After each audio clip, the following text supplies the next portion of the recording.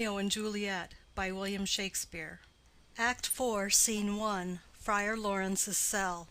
Enter Friar Lawrence and Paris. Friar. On Thursday, sir. The time is very short. Paris. My father Capulet will have it so, and I am nothing slow to slack his haste. Friar. You say you do not know the lady's mind. Uneven is the course. I like it not. Paris. Immoderately she weeps for Tybalt's death, and therefore have I little talked of love, for Venus smiles not in a house of tears. Now, sir, her father counts it dangerous that she do give her sorrow so much sway, and in his wisdom hastes our marriage, to stop the inundation of her tears, which, too much minded by herself alone, may be put from her by society. Now do you know the reason of this haste? Friar. Aside. I would I knew not why it should be slowed. Look, sir, here comes the lady toward my cell. Enter Juliet. Paris. Happily met, my lady and my wife. Juliet. That may be, sir, when I may be a wife. Paris. That may be must be, love, on Thursday next. Juliet. What must be shall be. Friar. That's a certain text. Paris. Come you to make confession to this father? Juliet. To answer that, I should confess to you. Paris. Do not deny to him that you love me. Juliet. I will confess to you that I love him. Paris. So will ye, I am sure, that you love me. Juliet. If I do so, it will be of more price, being spoke behind your back than to your face. Paris. Poor soul, thy face is much abused with tears. Juliet. The tears have got small victory by that, for it was bad enough before their spite. Paris. Thou wrong'st it more than tears with that report. Juliet. That is no slander, sir, which is a truth, and what I spake it to my face. Paris. Thy face is mine, and thou hast slandered it. Juliet. It may be so, for it is not mine own. Are you at leisure, holy father, now, or shall I come to you at evening mass? Friar. My leisure serves me, pensive daughter, now. My lord, we must entreat the time alone. Paris. God shield I should disturb devotion. Juliet. On Thursday early will I rouse you. Till then, adieu, and keep this holy kiss. Exit. Juliet. Oh, shut the door, and when thou hast done so, come weep with me, past hope, past cure, past help. Friar. Ah, Juliet, I already know thy grief. It strains me past the compass of my wits. I hear thou must, and nothing may prorogue it, on Thursday next be married to this county. Juliet. Tell me not, friar, that thou hearest of this, unless thou tell me how I may prevent it. If in thy wisdom thou canst give no help, do thou but call my resolution wise, and with this knife I'll help it presently. God joined my heart and Romeo's, thou our hands, and ere this hand by thee to Romeo's sealed shall be the label to another deed, or my true heart with treacherous revolt turn to another, this shall slay them both. Therefore, out of thy long experienced time, give me some present counsel, or behold, twixt my extremes and me this bloody knife shall play the empire, arbitrating that which the commission of thy years and art could to no issue of true honor bring. Be not so long to speak. I long to die, if what thou speakest speak not of remedy. Friar. Hold, daughter, I do spy a kind of hope, which craves as desperate an execution as that is desperate which we would prevent. If, rather than to marry County Paris, thou hast the strength of will to slay thyself, then it is likely thou wilt undertake a thing like death, to chide away this shame, that cops with death himself to scape from it. And if thou darest, I'll give thee remedy. Juliet. Oh, bid me leap rather than marry Paris from off the battlements of yonder tower, or walk in thievish ways, or bid me lurk where serpents are, chain me with roaring bears, or shut me nightly in a charnel house, or covered quite with dead men's rattling bones, with reeky shanks and yellow chapless skulls, or bid me go into a new-made grave, and hide me with a dead man in his shroud, things that to hear them told have made me tremble, and I will do it without fear or doubt, to live an unstained wife to my sweet love. Friar. Hold then. Go home, be merry, give consent to marry Paris. Wednesday is tomorrow. Tomorrow night look that thou lie alone. Let not thy nurse lie with thee in thy chamber.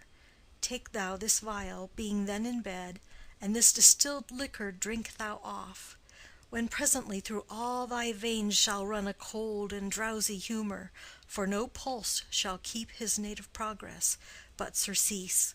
No warmth, no breath shall testify thou livest. The roses in thy lips and cheeks shall fade to paly ashes. Thy eyes' windows fall like death when he shuts up the day of life. Each part deprived of supple government shall, stiff and stark and cold, appear like death. And in this borrowed likeness of shrunk death thou shalt continue 42 hours, and then awake as from a pleasant sleep. Now, when the bridegroom in the morning comes to rouse thee from thy bed, there art thou dead. Then, as the manner of our country is, in thy best robes, uncovered, on the bier, thou shalt be borne to that same ancient vault, where all the kindred of the Capulets lie.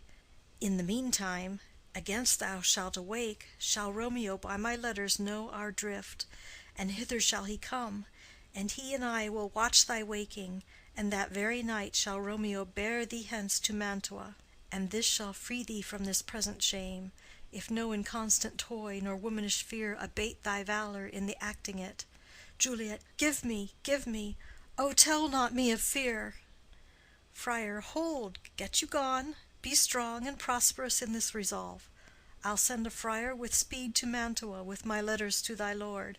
Juliet, love give me strength, and strength shall help afford. Farewell, dear father. Exit. End of Scene 1. Scene 2. Hall in Capulet's house. Enter Capulet, Lady Capulet, nurse, and servants. Capulet. So many guests invite as here are writ. Exit first servant. Sirrah, go hire me 20 cunning cooks. Second servant.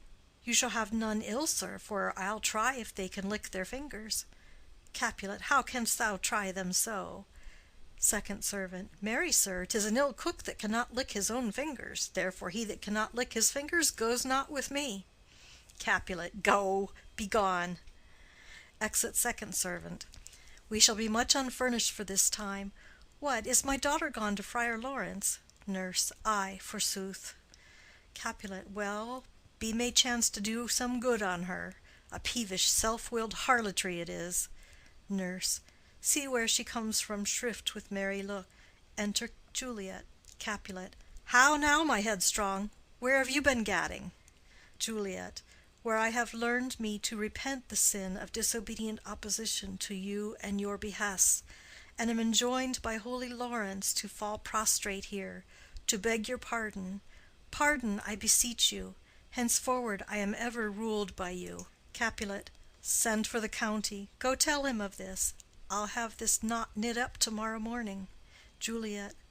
I met the youthful lord at Lawrence's cell, and gave him what becomed love I might, not stepping o'er the bounds of modesty. Capulet. Why, I am glad on't. This is well. Stand up. This is as it should be. Let me see the county. Ay, marry, go, I say, and fetch him hither. Now, afore God, this revered holy friar, all our whole city is much bound to him. Juliet. Nurse, will you go with me into my closet to help me sort such needful ornaments as you think fit to furnish me tomorrow? Lady Capulet. No, not till Thursday. There's time enough. Capulet. Go, nurse, go with her. We'll to church tomorrow. Exit Juliet and nurse. Lady Capulet. We shall be short in our provision. 'Tis now near night. Capulet. Tush! I will stir about, and all things shall be well, I warrant thee, wife.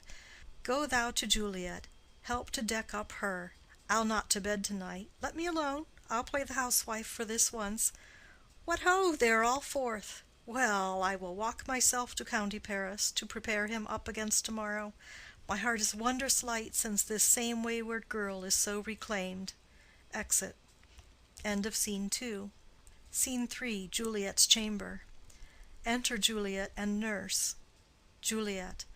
Ay, those attires are best. But, gentle nurse, I pray thee leave me to myself to-night, for I have need of many orisons to move the heavens to smile upon my state, which well thou knowest is cross and full of sin. Enter Lady Capulet. Lady Capulet. What, are you busy, ho? Need you my help? Juliet. No, madam. We have culled such necessaries as are behoveful for our state to-morrow. So please you, let me now be left alone, and let the nurse this night sit up with you, for I am sure you have your hands full all in this so sudden business. Lady Capulet. Good night. Get thee to bed and rest, for thou hast need. Exit Lady Capulet and nurse. Juliet. Farewell. God knows when we shall meet again. I have a faint cold fear thrills through my veins that almost freezes up the heat of life. I'll call them back again to comfort me. Nurse! Oh, what should she do here? My dismal scene I needs must act alone. Come, vial. What if this mixture do not work at all? Shall I be married, then, to-morrow morning? No, no, this shall forbid it. Lie thou there, laying down her dagger. What if it be a poison which the friar subtly hath ministered to have me dead, lest in this marriage he should be dishonored, because he married me before to Romeo? I fear it is, and yet methinks it should not, for he hath still been tried a holy man. I will not entertain so bad a thought. How if, when I am laid into the tomb, I wake before the time that Romeo come to redeem me? There's a fearful point. Shall I not then be stifled in the vault, to whose foul mouth no healthsome air breathes in, and there die strangled ere my Romeo comes? Or if I live, is it not very like the horrible conceit of death and night, together with the terror of the place, as in a vault, an ancient receptacle, where for this many hundred years the bones of all my buried ancestors are packed, where bloody Tybalt, yet but green in earth, lies festering in his shroud, whereas they say at some hours in the night spirits resort? Alack, alack, is it not like that I, so early waking, what with loathsome smells and shrieks like mandrakes torn out of the earth, that living mortals, hearing them, run mad? Oh, if I wake, shall I not be distraught, environed with all these hideous fears, and madly play with my forefather's joints, and pluck the mangled Tybalt from his shroud, and in this rage with some great kinsman's bone, as with a club, dash out my desperate brains? Oh, look, methinks I see my cousin's ghost seeking out Romeo, that did spit his body upon a rapier's point. Stay, Tybalt, stay. Romeo, I come. This do I drink to thee. Throws herself on the bed. End of Scene 3. Scene 4. Hall in Capulet's house. Enter Lady Capulet and nurse. Lady Capulet. Hold, take these keys and fetch more spices, nurse. Nurse. They call for dates and quinces in the pantry. Enter Capulet. Capulet. Come, stir, stir, stir. The second cock hath crowed. The curfew bell hath rung. 'Tis 3 o'clock. Look to the baked meats, good Angelica. Spare not for cost. Nurse. Go, you cot queen, go. Get you to bed. Faith, you'll be sick to-morrow for this night's watching. Capulet. No, not a whit. What, I have watched ere now all night for lesser cause, and ne'er been sick. Lady Capulet. Ay, you have been a mouse hunt in your time, but I will watch you from such watching now. Exit Lady Capulet and nurse. Capulet. A jealous hood, a jealous hood. Now, fellow. Enter servants with spits, logs, and baskets. What's there? Servant 1. Things for the cook, sir, but I know not what. Capulet. Make haste, make haste. Exit servant 1. Sirrah, fetch drier logs. Call Peter, he will show thee where they are. Second servant. I have a head, sir, that will find out logs, and never trouble Peter for the matter. Exit. Capulet. Mass and well said. A merry horse, and ha! Thou shalt be loggerhead. Good faith, 'tis day. The county will be here with music straight, for so he said he would. Ah, I hear him near. Music within. Nurse! Wife! What ho! What, nurse? I say! Re-enter nurse. Go, waken Juliet. Go and trim her up. I'll go and chat with Paris. Hi, make haste, make haste. The bridegroom he is come already. Make haste, I say. Exit. End of Scene 4. Scene 5. Juliet's chamber. Juliet on the bed. Enter nurse. Mistress! What mistress? Juliet! Fast, I warrant her, she. Why, lamb, why, lady, fie, you slug-abed, why, love, I say, madam, sweetheart, Why, bride, what, not a word? You take your pennyworths now, sleep for a week, for the next night I warrant the county Paris hath set up his rest, that you shall rest but little. God forgive me! Mary and amen, how sound is she asleep! I must needs wake her. Madam, madam, madam, I let the county take you in your bed. He'll fright you up, in faith, will it not be? What, dressed and in your clothes, and down again? I must needs wake you. Lady, lady, lady! Alas, alas, help, help, my lady's dead! Oh, well a day that ever I was born! Some aquavitae, ho! My lord, my lady! Enter Lady Capulet. Lady Capulet, what noise is here? Nurse, oh, lamentable day! Lady Capulet, what is the matter? Nurse, look, look, oh, heavy day! Lady Capulet, oh me, my child, my only life! Revive, look up, or I will die with thee! Help, help, call help! Enter Capulet. Capulet, for shame, bring Juliet forth, her lord is come. Nurse, she's dead, deceased, she's dead, alack the day! Lady Capulet, alack the day, she's dead, she's dead, she's dead! Capulet, ha! Let me see her. Out, alas! She's cold. Her blood is settled, and her joints are stiff. Life and these lips have long been separated. Death lies on her like an untimely frost upon the sweetest flower of all the field. Accursed time! Unfortunate old man! Nurse, oh, lamentable day! Lady Capulet, oh, woeful time! Capulet, death that hath taken her hence to make me wail ties up my tongue and will not let me speak. Enter Friar Lawrence and Paris with musicians. Friar, come, is the bride ready to go to church? Capulet, ready to go, but never to return. O son, the night before thy wedding day hath death lain with thy bride. There she lies, flower as she was, deflowered by him. Death is my son-in-law, death is my heir. My daughter he hath wedded. I will die and leave him all, life, living, all is death's. Paris, have I thought long to see this morning's face, and doth it give me such a sight as this? Lady Capulet, accursed, unhappy, wretched, hateful day, most miserable hour that e'er time saw in lasting labor of his pilgrimage. But one poor and loving child, and one thing to rejoice and solace in, and cruel death hath catched it from my sight. Nurse, oh woe, oh woeful, woeful, woeful day! Most lamentable day, most woeful day that ever I did yet behold.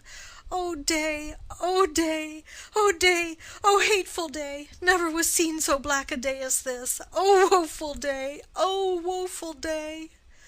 Paris, beguiled, divorced, wronged, spited, slain, most detestable death by thee beguiled, by cruel, cruel thee quite overthrown. O love, O life, not life, but love in death! Capulet, despised, distressed, hated, martyred, killed, uncomfortable time, why camest thou now to murder our solemnity? O child, my soul, and not my child, dead art thou, dead! Alack, my child is dead, and with my child my joys are buried. Friar, peace, ho! For shame, confusion's cure lives not in these confusions. Heaven and yourself had part in this fair maid. Now heaven hath all, and all the better is it for the maid. Your part in her you could not keep from death, but heaven keeps his part in eternal life. The most you sought was her promotion, for 'twas your heaven she should be advanced. And weep ye now, seeing she is advanced above the clouds, as high as heaven itself? Oh, in this love you love your child so ill that you run mad, seeing that she is well. She's not well married that lives married long, but she's best married that dies married young. Dry up your tears, and stick your rosemary on this fair corse, and as the custom is, in all her best array, bear her to church. For though fond nature bids us all lament, yet nature's tears are reason's merriment. Capulet. All things that we ordained festival turn from their office to black funeral. Our instruments to melancholy bells, our wedding cheer to a sad burial feast, our solemn hymns to sullen dirges change, our bridal flowers serve for a buried corse, and all things change them to the contrary. Friar. Sir, go you in, and madam, go with him, and go, Sir Paris, every one prepare to follow this fair course unto her grave. The heavens do lower upon you for some ill. Move them no more by crossing their high will. Exit Capulet, Lady Capulet, Paris, and Friar. First Musician. Faith, we may put up our pipes and be gone. Nurse. Honest good fellows, ah, put up, for well you know this is a pitiful case. Exit. First Musician. Ay, by my troth, the case may be amended. Enter Peter. Peter. Musicians, O musicians, heart's ease, and you will have me live. Play heart's ease. First Musician. Why heart's ease? Peter. O musicians, because my heart itself plays, my heart is full of woe. O play me some merry dump to comfort me. First Musician. Not a dump we, 'tis no time to play now. Peter. You will not then? First Musician. No. Peter. I will then give it you soundly. First Musician. What will you give us? Peter. No money on my faith, but the gleek. I will give you the minstrel. First Musician. Then will I give you the serving creature. Peter. Then will I lay the serving creature's dagger on your pate. I will carry no crotchets. I'll ray you, I'll faw you. Do you note me? First Musician. And you ray us and faw us, you note us. Second Musician. Pray you put up your dagger and put out your wit. Peter. Then have at you with my wit. I will dry beat you with an iron wit and put up my iron dagger. Answer me like men. When griping grief the heart doth wound, and doleful dumps the mind oppress, then music with her silver sound. Why silver sound? Why music with her silver sound? What say you, Simon Catling? First Musician. Marry, sir, because silver hath a sweet sound. Peter. Pretty. What say you, Hugh Rebeck? Second Musician. I say silver sound, because musicians sound for silver. Peter. Pretty too. What say you, James Soundpost? Third Musician. Faith, I know not what to say. Peter. Oh, I cry you mercy. You are the singer. I will say for you. It is music with her silver sound, because musicians have no gold for sounding. Then music with her silver sound, with speedy help, doth lend redress. Exit. First Musician. What a pestilent knave is this same! Second Musician. Hang him, Jack. Come, Will in here, tarry for the mourners and stay for dinner. Exit. End of Scene 5.